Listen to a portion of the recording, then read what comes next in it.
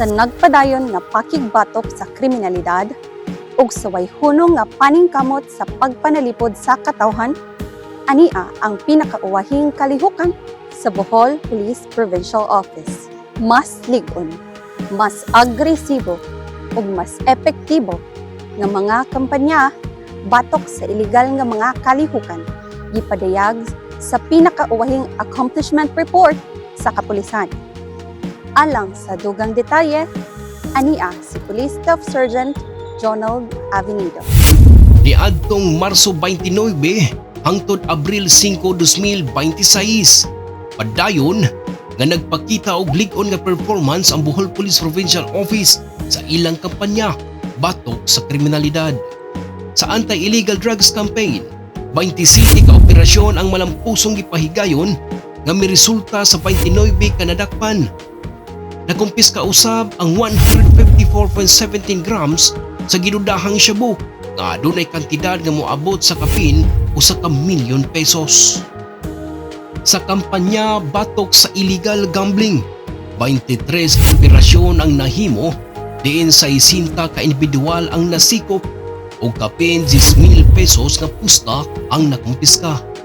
Samtang sa kampanya batok sa loose firearms, 25 ka operasyon ang gipahigayon nga miresulta sa 25 ka armas nga nasurrender o nakumpiska ug 3 ka tawo ang nadakpan. Sa manhunt operations, 13 ka operasyon ang gihimo diin 6 ka ordinary wanted persons ug 7 ka most wanted persons ang nasikop.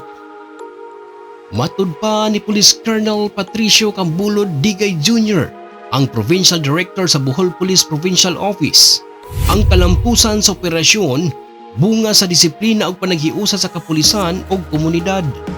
Padayon natong panalipdan ang katawhan ug lig-unon ang atong kampanya batok sa kriminalidad.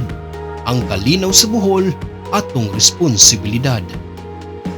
Sa pahayag usab ni Police Major Ray Ular, ang provincial spokesperson, nagpadayon ang Bohol Police Provincial Office sa pagpalig-on sa ilang operational strategies.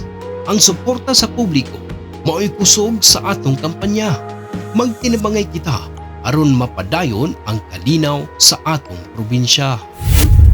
Padayon ang pahimangno sa kapulisan. Magpabiling alerto ug musumbong sa bisan unsang illegal nga kalihukan pinaagi sa 911 emergency hotline. Alang sa mas luwas ug mas malinawon nga Bohol. Kini ang inyong alagad, Police Staff Sergeant Padillo, alang sa PNP Bohol.